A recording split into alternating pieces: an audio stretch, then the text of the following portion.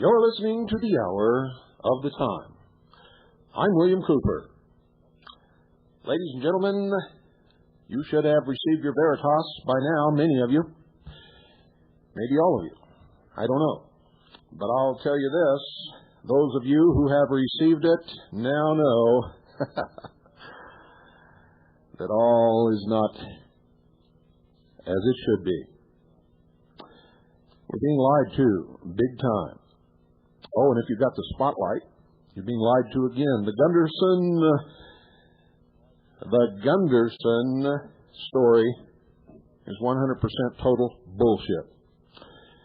We have spent the last week and a half, ladies and gentlemen, talking to explosives experts all over the country and around the world. And I don't mean the guy at the gun show who says he's an explosives expert. We have been talking to the real explosives experts. Some of them, in fact, most of them you never heard of, I guarantee you. But tonight you're going to hear from one of the best. And what he's going to tell you is going to rock you, ladies and gentlemen. Remember, Ted Gunderson is ex-FBI. Now, I'm not telling you that he's intentionally misleading you because I don't know if he is or not. But every explosives expert we talked to, when we passed Gunderson's so-called super-duper bomb in front of their nose, they all laughed. They said it's the funniest thing they've ever heard of. And some of the ingredients would cause it to turn to nothing but mush. If you don't believe me, seek out some explosives experts for yourself. Also, the man pictured in Soldier of Fortune magazine is not Timothy McVeigh. That's another bit of disinformation. Another crock of crap is the story that the Japanese blew up the federal building. Total bullshit. And if you were listening to Tom Valentine tonight, you heard an awful lot of it. An awful lot, folks. You see, the reason he's not mentioned in any of the reports is because he's one of them. And I've been telling you that for several years. I've exposed him over and over and over again. They don't attack their friends ever. And you never hear anything of import on that radio Freemasonry. Not ever. One month you'll hear one story, the next month you'll hear a story that completely contradicts it. And they keep you spinning around chasing your tail forever. If you want to hear what's really going on, you stick with the Hour of the Time, because it's the only place you're ever going to find a direction. It's the only place where we don't contradict ourselves. It's the only place where we tell you the truth. It's the only place where if we make a mistake, we correct it. It's the only place where we don't confuse you by telling you one story 1 week and another one 3 weeks later. You get the straight scoop here, and we don't deviate. Don't go away, because what you're going to hear tonight, you need to hear, and it's going to set you straight about a lot of things. It will be published in this upcoming edition of Veritas.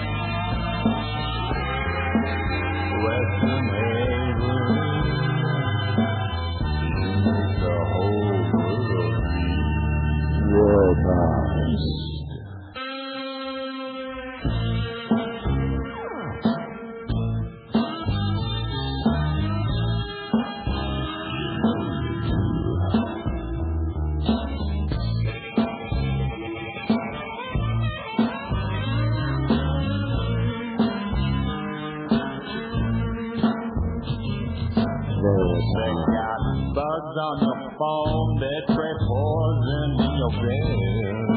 Bugs. Won't leave you alone, that two shot flies in his head. Veritas. Republican cocaine, it piled up to the sky. Republican cocaine. Who cares if Bush leaves the NRA? The NRA is where you register your guns. Didn't you know that? And old Bushy baby is one of them. Remember New World Order Bush? Remember Bush, Zapata Oil? Remember Bush moving drugs into the United States through the offshore oil platforms and shrimp boats? Remember Georgie boy? What did you expect from Mr. Bush? Ice cream, maybe? Well, I got to tell you, folks, you better wake up and quit playing those games. Pass the candle under the bedspread too many times, and it'll catch on fire. Didn't your mommy tell you? Listen to this. You want credibility? You want credibility? You want reality? You want the truth? 31 years active duty in the United States Air Force. Progressively responsible executive, scientific, and technical assignments directing organizations engaged in research, development, testing, analysis, requirements, generation, and acquisition management of weapons systems. Assignments from laboratory to the office of the Secretary of Defense. Personal contributions made in the fields of research and development management, weapon systems concepts, guided weapons technology, target acquisition, AIDS, focused energy weapons, operations, research and joint service, harmonization of requirements, retired as a Brigadier General, United States Air Force. White House appointed Special Assistant to the Administrator, Federal Aviation Administration. Personally designated to prepare the white paper on the Federal Aviation Administration for the 1989 Presidential Transition Team. This included development of policy initiatives on FAA, United States Air Force joint use of the Global Positioning System, or GPS, operational life for commercial aircraft, anti-terrorism, airport and airway capacity, requirements in the Federal Aviation Administration acquisition process and FAA leadership and management development. Military command pilot and command missileman with 4,000 hours, 37 of which are in the air in combat. Education, Bachelor of Science in Chemical Engineering, Master of Science, Aeronautical Engineering, PhD candidate, Operations Research and Statistics, academics completed, 8 quarters of Armament Engineering, AFIT. He is published in the following publications: Sino-Soviet Conflict, Competition, and Cooperation. Risks in Force Structure Planning, a reduced upper limit for sequential test truncation error. He's a frequent TV talk show guest and has been featured on The Voice of Freedom. His honors include Distinguished Service Medal, Legion of Merit, 3 times. Distinguished Graduate from the Air War College. In Community Affairs, he's the Chairman of the United States Defense Committee, member of the Board, In Touch Missions International, member of the Board, Frontline Fellowship, founding Chairman of the School Board, Ingleside Christian School, Washington Representative for the Association of Christian Schools International, 1981 to 1983, Chairman, Fairfax County Republican Party, 1982 to 1986. Lifelong professional challenge is the continuing studies and analysis to anticipate and forecast the future course of world, military, political, economic, transforming process. I'm not going to tell you his name because I don't want anybody to shut this man up. His name will be published in the next issue of Veritas, along with what you're going to hear tonight. And much more, ladies and gentlemen.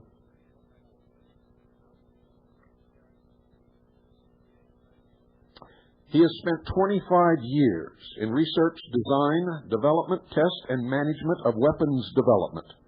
This included hands-on work at the Ballistic Research Laboratories. He was the commander of the Air Force Armament Technology Laboratory, Air Force Systems Command, Air Staff, and the Office of the Secretary of Defense, OSD, and management responsibility for almost every non-nuclear weapons device in the United States Air Force. He was also the first chairman of the OSD Joint Service Air Munitions Requirements and Development Committee. You want credibility? You want an expert? You've got one. Now I'm going to read you verbatim from his statement. Quote, "When I first saw the pictures of the truck bomb's asymmetrical damage to the federal building in Oklahoma City, my immediate reaction was that the pattern of damage would have been technically impossible without supplementing demolition charges at some of the reinforced concrete column bases, a standard demolition technique. First, blast through air is a very inefficient energy coupling mechanism against heavy reinforced concrete beams and columns. Second, blast damage potential falls off more rapidly than an inverse function of the distance cubed. That is why in conventional weapons development, one seeks accuracy over yield for hard targets. Reinforced concrete columns in large buildings are hard targets for blasts. The entire building could have been collapsed with relatively small charges against the base of the columns and with even less explosives if linear cavity cutting charges had been used. I know of no way possible to reproduce the apparent building damage without well-placed demolition charges complementing the truck bomb damage. From published photographs, the basic building structure is 4 rows of 11 columns each with the peripheral columns well inside the outside building wall. See Attachment 2. Attachment 2 will be published in this coming issue of Veritas. If we label the column rows A, B, C, and D from front to back and number the columns 1 through 11 from left to right, then published pictures show columns A2, A3, A4, A5, A6, A7, A8, and B3 collapsed essentially vertically. If the bomb was not nearest to column A3, then the single truck bomb thesis is even a little more ridiculous. For rough estimates of relative blast impulse effectiveness, I assumed the columns were about 18 feet apart and the truck was about 1/2 that distance from the building, and that the peripheral columns were about 1/2 the column separation distance inside the outer wall. That would place the truck bomb about 18 feet from column A3. If the truck bomb collapsed column A3, certainly it should also have collapsed column A1. If the impulse pressure was, for example, 10,000 pounds per square inch at column A3, then it would be on the order of only 75 pounds per square inch at column A8. So why would column A8 come down unless there was a smaller charge at its base? Also, if the truck bomb blast brought down A5, A6, A7, and A8, it should certainly have brought down columns A1, B2, and B4. It did not. Therefore, there had to have been a supplemental charge at least at the base of columns A6, A7, and A8. If the truck bomb blast alone brought down column A8, then you would have to expect truck bomb blast to have brought down columns A1, B1, B2, B4, B5, B6, B7, C1, C2, C3, C4, C5, C6, D1, D2, D3, D4, and D5.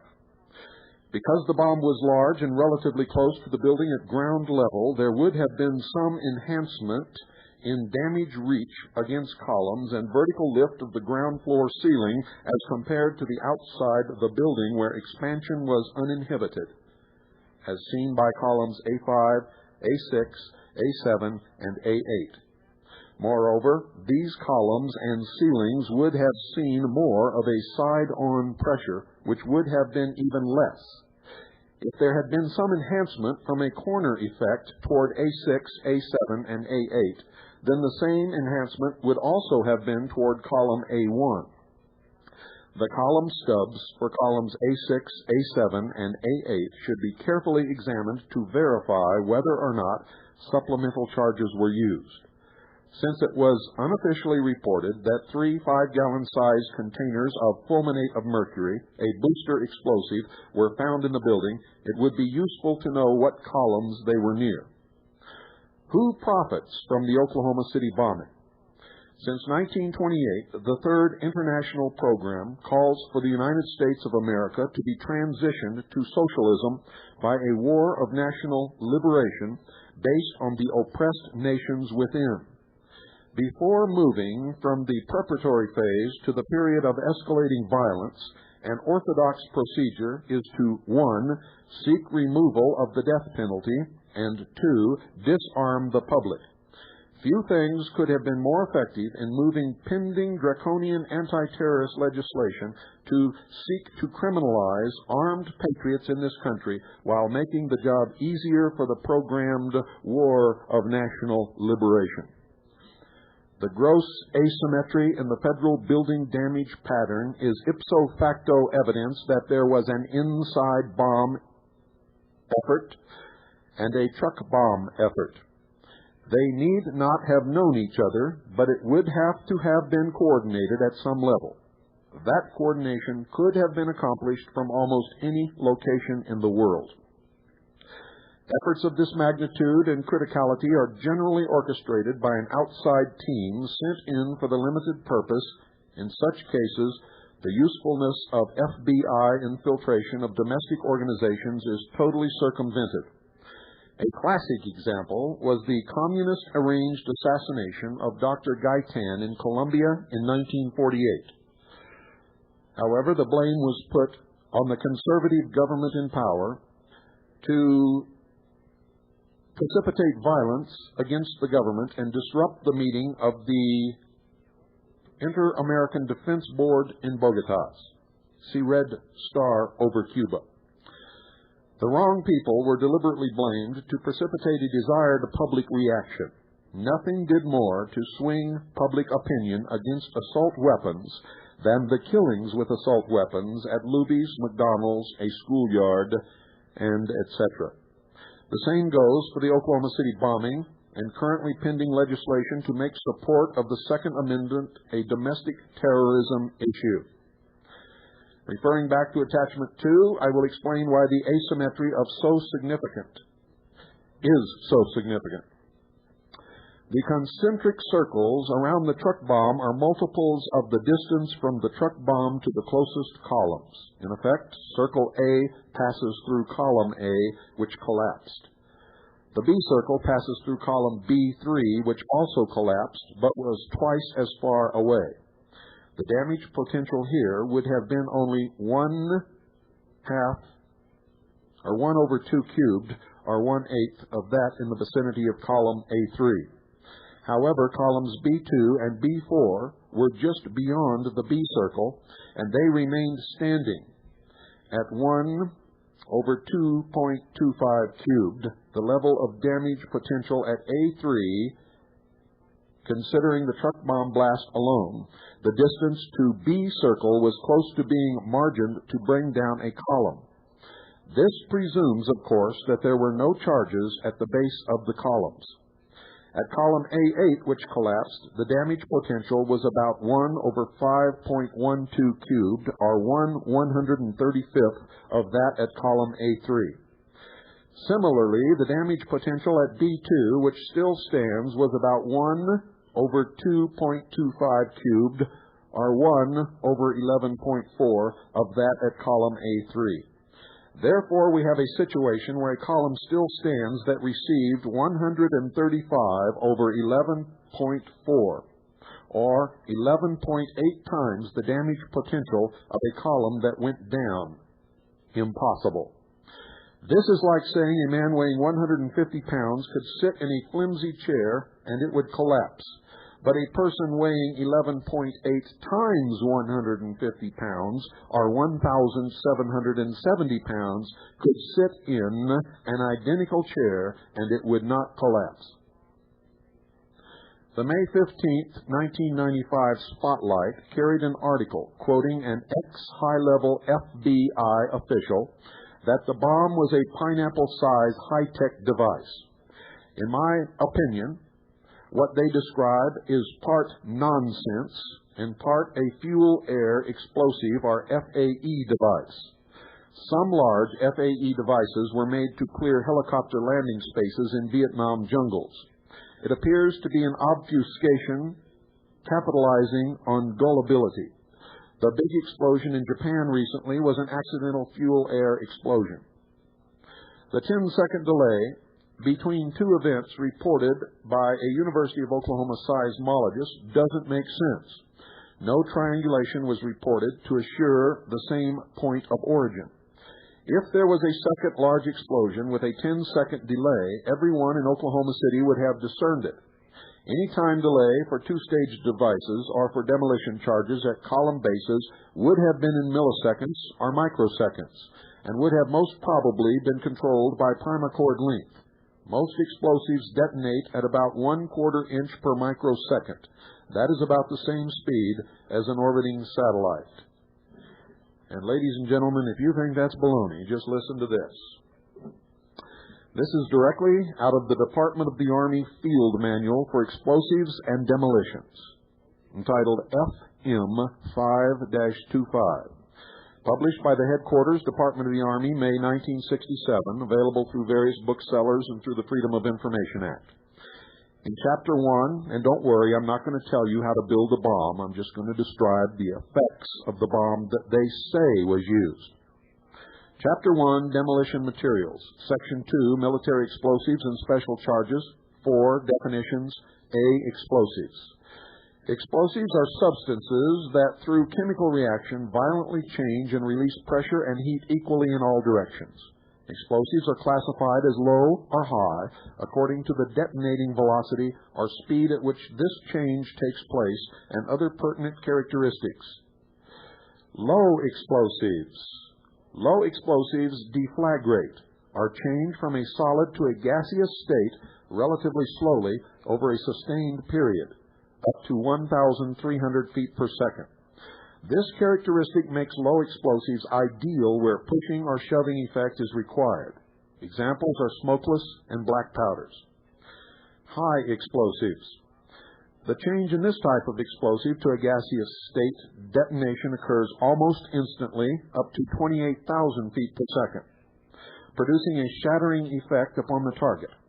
High explosives are used where this shattering effect is required, in certain demolition charges and in charges in mines, shells, and bombs. Ammonium nitrate can be found on page 12. The uses. Quote, having a low detonating velocity, 11,000 feet per second, and thus a low shattering power that produces a pushing or heaving effect, ammonium nitrate is used chiefly as a cratering charge. It is also effective in ditching. End quote. Now, if that doesn't make you think, I don't know what in the world will.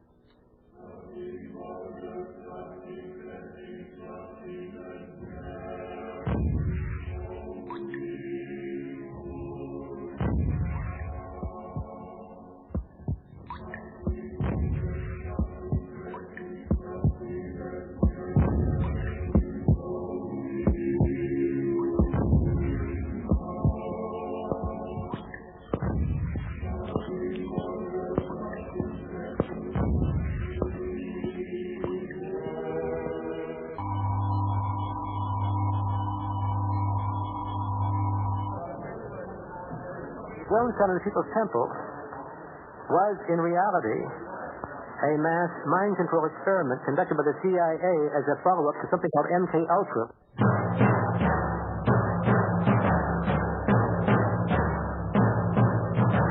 They had medical checkups for everyone every day.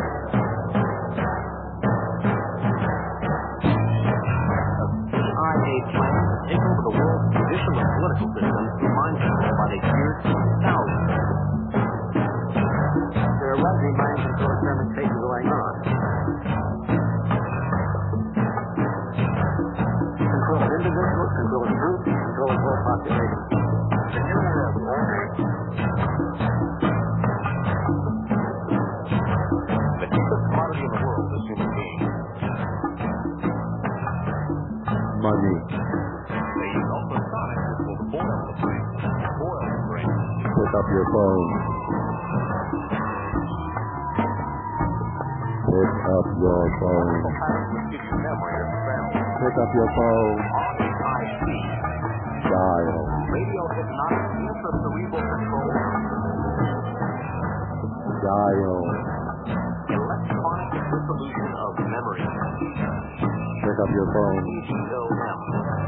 Dial. Dial. Dial. 1 To create a race of slaves, 800 there has been a right-wing coup. 2 Country is controlled by the 8 Pentagon. 9 Now, 2 6 Kennedy. 4 6. The National Security Agency have the hit team. Pick up your phone. Voices are broadcast directly into the brain. Dial.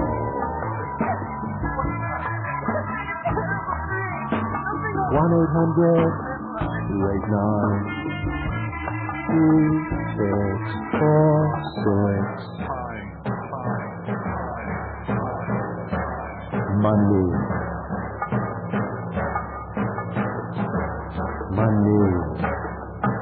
Let the night roll!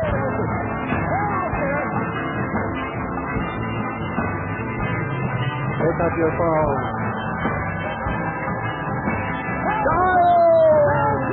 Dial.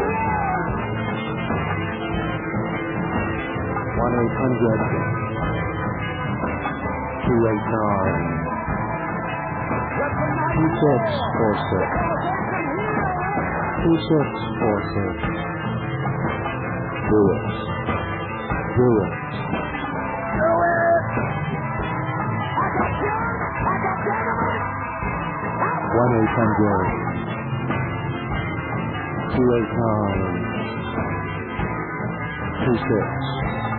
1-800-289-2646. Call now.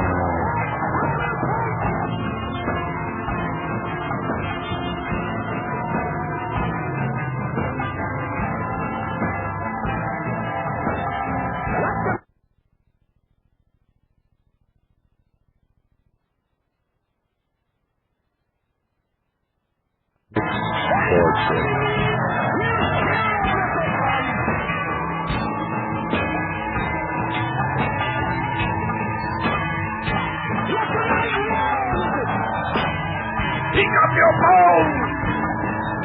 Now. Call. Dial. 1-800-289-2646. Now.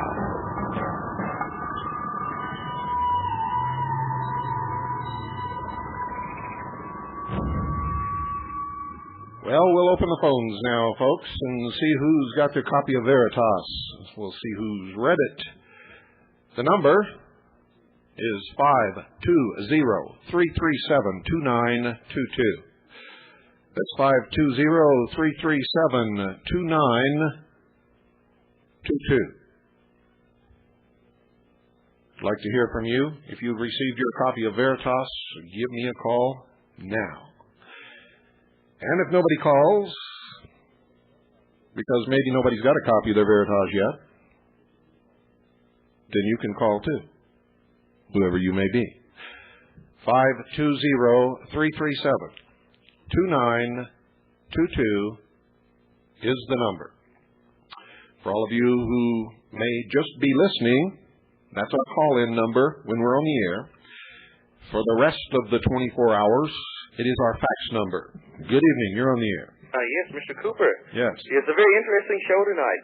I've been thinking about some of the things that have been happening and some of the news footage. Now, if it had actually been a fertilizer bomb like they're telling us, wouldn't there be some residue around? Or would it have all burned up? Well, I don't really know. The explosives experts tell me, and it's been my experience, when I was a diver, we used potassium nitrate occasionally because it was easy to use underwater and stuff into strange spaces and things like that. And we used det cord and things that you could readily get and for salvage and for blowing reefs to clear channels and things like that. But wouldn't there have been some residue? I mean, even if it had been a pasty-like... Well, that's what I'm getting to. Yeah. Apparently they used ammonium nitrate, which comes in a liquid form. And what we used was always potassium nitrate, which comes in a solid or pelletized form. Granular? Yes, granular. And sometimes a bag would not blow. Yeah, well, see, that's the thing I've been thinking about. And I've been telling people, I said, well, now, if it's fuel oil, like with a diesel engine, it takes a pretty good amount of heat to get it started burning. Well, I don't know the particulars of even how to make an ammonium nitrate bomb and don't really care to. Yeah. But, I mean, I'm just thinking, it's all just lies. I mean, like... Well, it is lies. And from what I just read to you, what that bomb did was make a crater, and that's what it was supposed to do. And what you just heard from the Brigadier General, whose credentials I read to you, and whose name will be published in the next issue of Veritas, it couldn't possibly have done the damage to that building that it did, and it could not have leveled those columns at ground level. Those are steel-reinforced columns, which is called a hard target. And we don't just have this from him. I mean, we've been talking for the last week and a half to some of the best minds in explosives in the world. And they all say the same thing. Yeah. You know what they say? Bullshit. Just one other thing about CBS News, Dan Rather, and they were talking about the Trilateral Commission, and he's a member of the Trilateral Commission, and oddly enough, he didn't mention that fact on the CBS News. Of course he wouldn't. Oh, man. I mean, when I tell people that he's part and parcel, they say, oh, you're crazy, you're a conspiracy nut. But it's obvious. Well, they can call us whatever they want. Yeah. It's nice to talk to you, Mr. Cooper. Thank you for calling. Oh, by the way, did you get your Veritas? Yep, he's gone. 520-337-2922 is the number.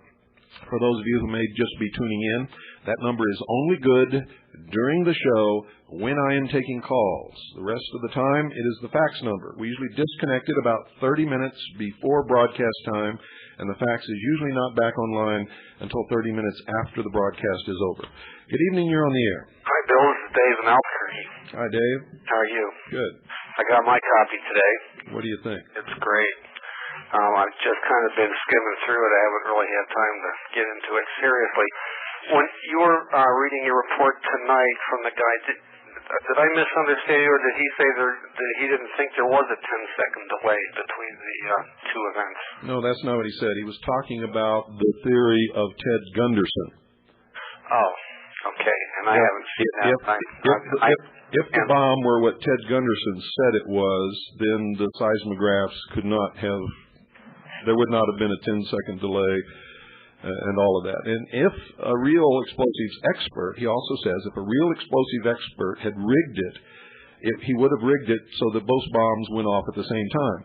But if, as he said, the case could have been that these two teams didn't know anything about each other, it's possible that there could have been a 10-second delay between the blasts. I gotcha. Okay, well, I've shown this around.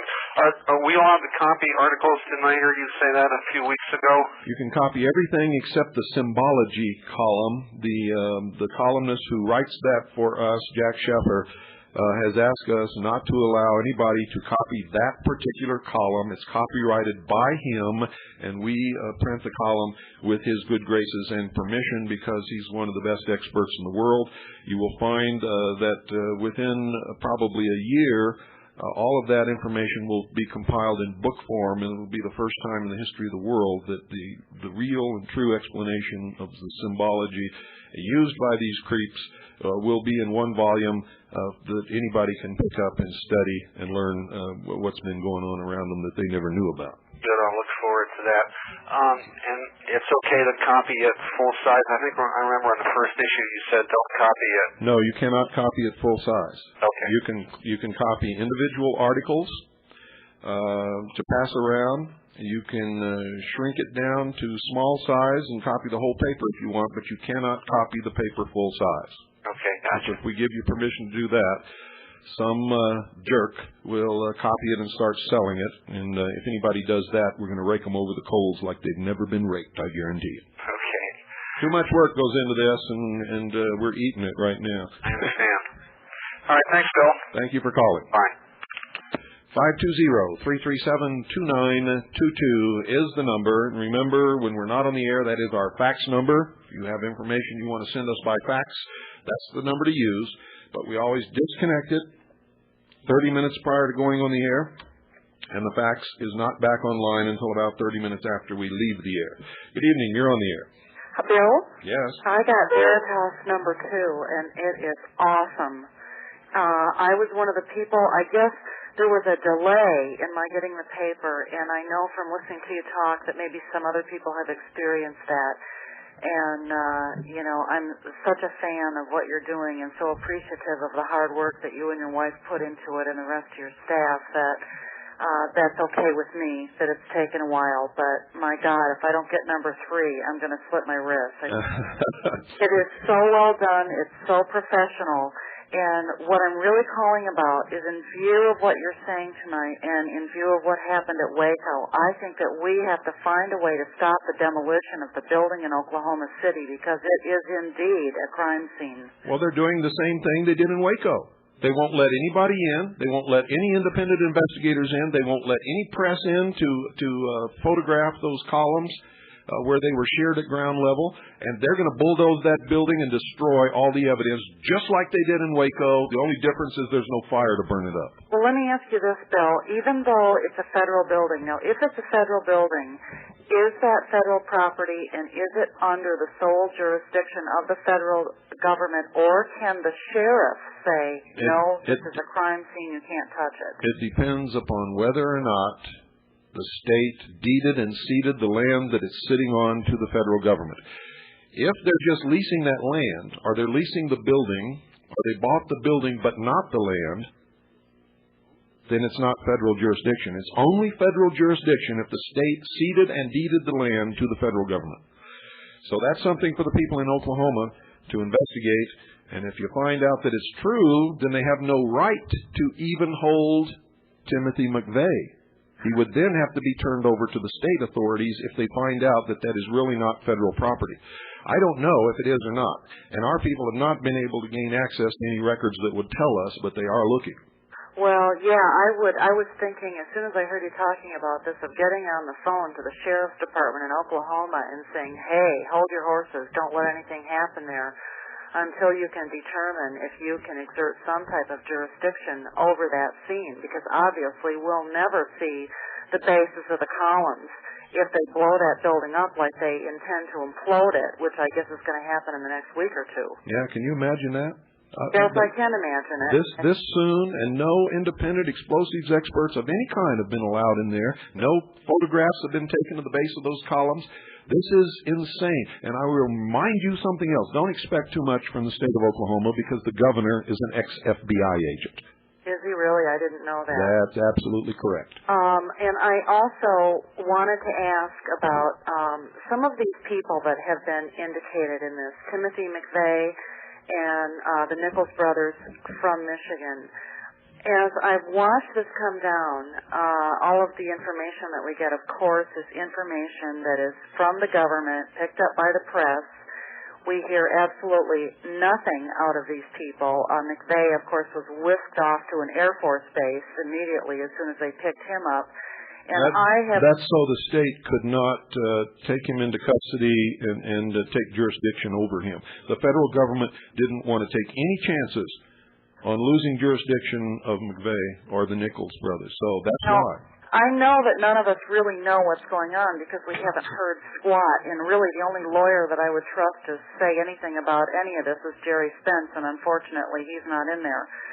But what I'm wondering about, just from your own personal experience and looking at previous things like the Kennedy assassination, when you see somebody like McVeigh does he look to you like someone innocently framed or a patsy who's involved like an Oswald? I don't know. All I can tell you is what we reported in this issue of Veritas is that they said that he lived in trailer 19 in a trailer park in Kingman, Arizona, and that he was drunk and scattered beer cans all over the ground and left a wrecked car in front of the trailer and used to fire automatic weapons out into the desert. This is what he's been portrayed as on the news and on all the broadcasts and everybody. And all of these people know better. They know it's a lie. We sent our people up there, and within 10 minutes we had the truth. He really lived in trailer number 11. Everybody there says he was quiet, well-dressed, very nice guy, never gave anybody any trouble, and he was only there for 3 months. And I would also add that on the evening... And he never fired anything into the desert. On the evening network propaganda, Evening News Tonight, I believe ABC, they came out with some witness who said, I would say alleged witness, who said that he knew McVeigh and that McVeigh had approached him to join some white Aryan thing, and McVeigh was wearing a swastika. That's baloney. I remember 2 weeks... That's baloney, and I bet if you follow that supposed witness around, you'll follow him straight to the ADL.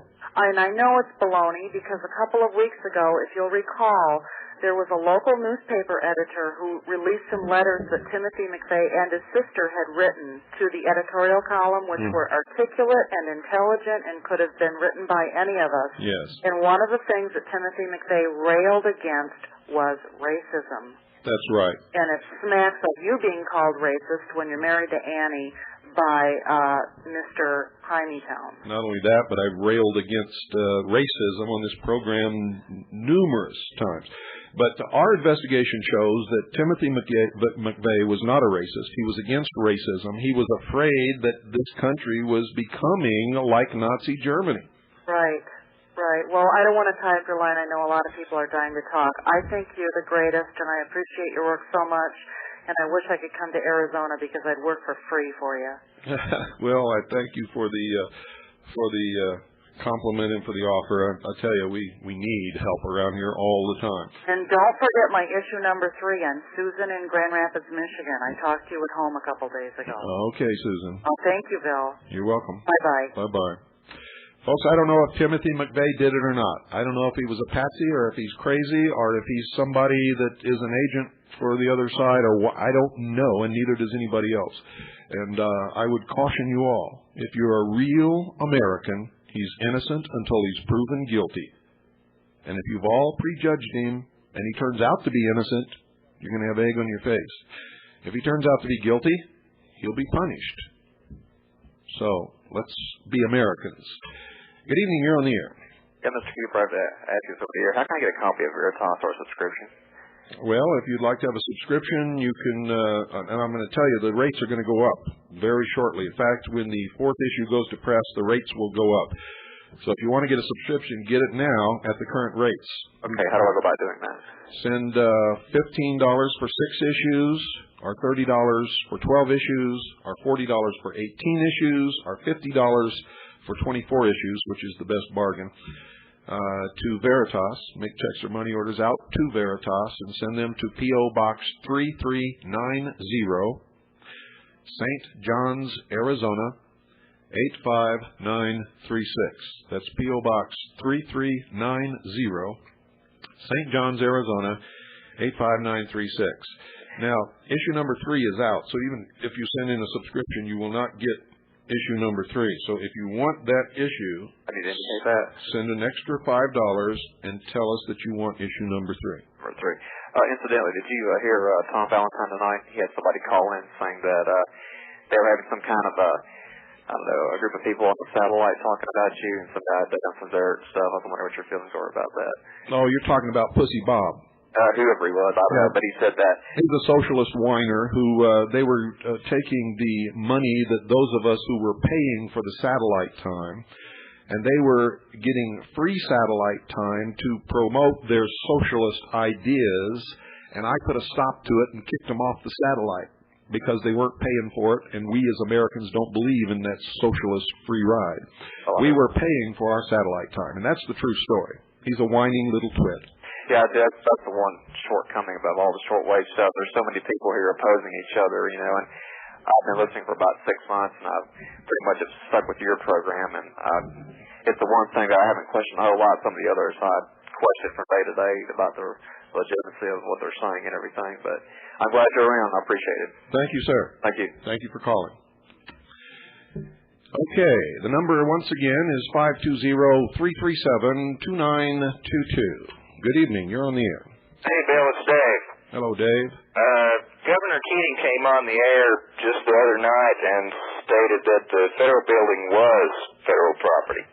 Well, if it is, then there's not much anybody can do about it. Well, that's what the Gov had to say about it. So there you are with that.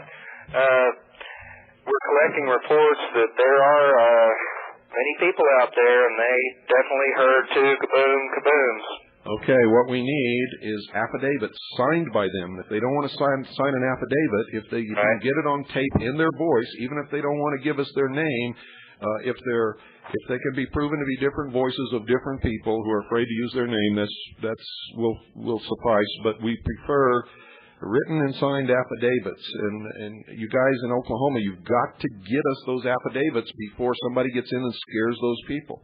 Exactly. Well, we've definitely got 3 so far. Okay, keep going. Yeah. And also the theory running around here is that because there are a lot of people that were in buildings like directly across the street and, a few blocks away, and they didn't even hear the explosion. All they knew was they're sitting there at their desk, and then the blast blows into their building. That's possible. Yeah. You see, when people are in trauma or in shock when something happens to them, the wave would have hit first, and then the sound would have come. Right. So by the time that the sound came, a lot of those people would be in shock and would never remember even hearing it. Exactly. Yeah. Plus, that pressure wave sometimes has, and I know this from Vietnam, when explosions went off very close to me, very close to my boat, sometimes in my boat, the concussion will deafen you for a while, and you won't hear anything. Right. Well, that's a report from a few people. The other theory going around is the second explosion was the truck. It may have been. Nobody knows which went first. All we know is there was 2 explosions, at least 2. That's for sure. If the general is right and there were charges placed on several of those columns, there could have been a whole bunch of explosions, but all simultaneously. Well, yeah, and it is very hard to get around downtown Oklahoma City. There's signs up and guards everywhere, signs that says nobody can take any photographs, no entry into this building. Now, can you imagine that? What would be the reason why they would tell somebody they couldn't take photographs after the communist news networks have taken thousands of foot of videotape and shown them all over the world? Well, what would be the reason for the FBI to confiscate seismograph readings from the Kirkpatrick Science Center? I know, we were lucky. I mean, our people are so good. We knew they were going to do that, and we got in there quick. Yeah, I mean, how could that be evidence to prove anything against any of the suspects? A seismograph? No, all it can do is hide stuff that they don't want the public to know. Well, 10-4 to you, Bill. I'm getting off the phone. All right. Talk to you soon. Bye. Bye. 520-337-2922.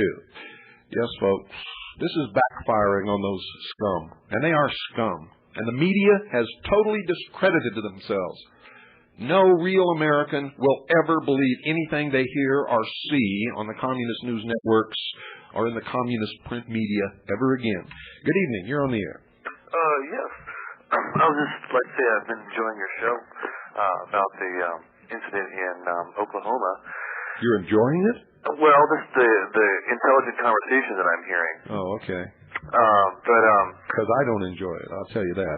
It saddens me to my core, especially the way they're using it against America. Oh, yeah, well, that's the point that I wanted to make, was that it was amazing how quickly President Bill, appeared on 60 Minutes with this whole... You mean Comrade Bill? Yes, of course. He's over with his other comrades right now. Right, and he's wants to push this new legislation, to take away more rights to make us safer. Yeah, it's just amazing that. Oh, wait till you see Veritas. We have a wonderful cartoon all about safer. Oh yeah. Well, I'm planning to subscribe to that. I've been a subscriber to the Spotlight for several years, and that's really helped wake me up as to what's going on. Well, you can throw this issue away. It's total baloney. Oh, really? That Spotlight I'm talking about. Oh, really? Yeah. Well, how so? The Gunderson bomb is total crap. Oh, really? Yeah. Oh, was that the FBI guy? Yes. Yeah, I heard him interviewed. He sounded like he was a disinformation guy or something. Well, that's exactly what this is. I don't know if he's doing it intentionally or whether somebody really sold him a bill of goods. No. And I'm not going to judge him. I'm just going to tell you that it's baloney. Right. And I just had one other question. Do you have any information on the Illuminati that do you plan to put anything about the Illuminati in your paper? Are you kidding me? I wrote a whole book about all of those guys. I've done 41 hours of radio more than that. I've done probably over 100 hours of radio broadcasts just on those subjects. Oh, well, I just started listening to your show recently. Well, send for an information packet, and you can get a list of the tapes and my book and all that kind of stuff. And if you're really interested in pursuing that, you can purchase those and study up, because I never go backwards. Yeah. Well, the Spotlight, I've noticed, never talks about anything beyond the trilaterals and the Bilderberg. Of course not. I wondered why they never bring up the Illuminati. Because they're part of it. Get a book called 55-2000, ICE, The Ultimate Disaster. In there is an interview conducted by Richard Noon, who wrote that book, with Tom Valentine, and you will see that Mr. Tom Valentine is a highly degreed adept of the mysteries. Not only that, he claims Jesus had his chance. It's Lucifer's turn now. Oh, really? Yep. Read it. Oh, well, I plan to. Thank you. That's why you don't learn anything on Radio Freemasonry. Oh, oh, really? He's a Mason? Oh, go. Well, I don't know. I just... I know, but you're a day late and $1 short. You got a lot of catching up to do. Okay. Go read the book. I'll do that. Okay. Okay. Good night. Well, folks, it's about that time. I'll take one more quick call, and then we're going to Heidi-ho. Good evening. You're on the air. Hi. How you doing? Great show tonight as usual, Bill. Thank you. Say, what was the name of that book that you just mentioned to the last caller? 55-2000. The subtitle is ICE, The Ultimate Disaster, written by Richard K. Noon, spelled N-O-O-N-E. Okay. One more question while I've got you. Give me your opinion of a couple of publications, like the New American, the New Federalist, the Jubilee, and Media Bypass. Media Bypass, I think, is a conduit of a lot of disinformation. The others occasionally have some gems. They have a lot of disinformation. But here's what I recommend to people. I recommend that you read everything, listen to everybody, and learn how to put the puzzle together. And you should be assembling two puzzles just like we do here. One is the truth, one is the deception. You cannot live without knowing what these two things are. In the middle, you put a box with a question mark on it. And anything that won't fit into the truth puzzle or the deception puzzle goes into that box until you find out where it goes, and sometimes it just goes in the trash. Great advice. By the way, I met you when you had your Kansas City thing when you were up here, and it was great visiting with you, and really enjoy your show. Thank you. Thank you. Well, folks, good night, and God bless each and every single one of you, and God save the Republic.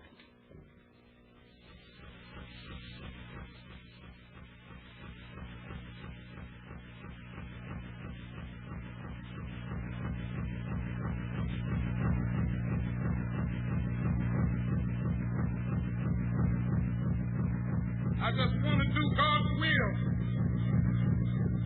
He's allowed me to go up this mountain.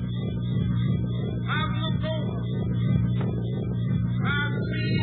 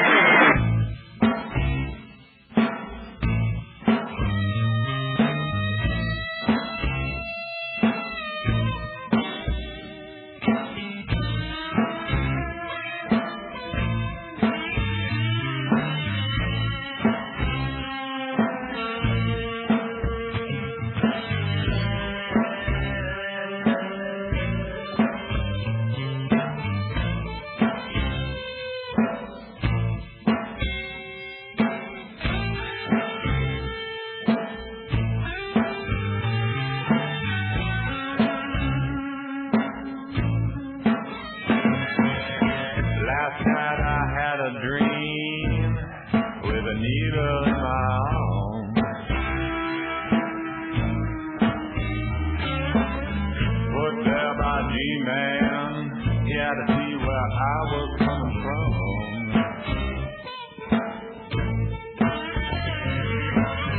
Television news makes me laugh right out loud.